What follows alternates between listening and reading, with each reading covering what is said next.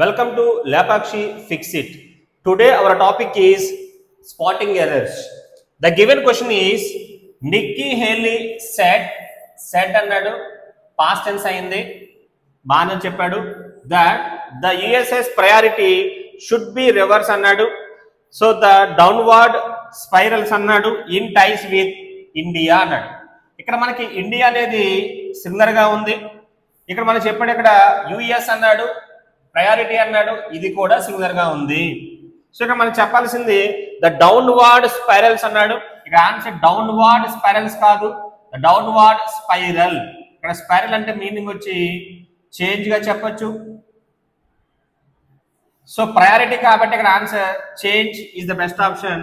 Right answer is spiral. So option మనకి D లో error ఉంది. డి అనేది మిస్టేక్ అవుతుంది. D is the wrong answer.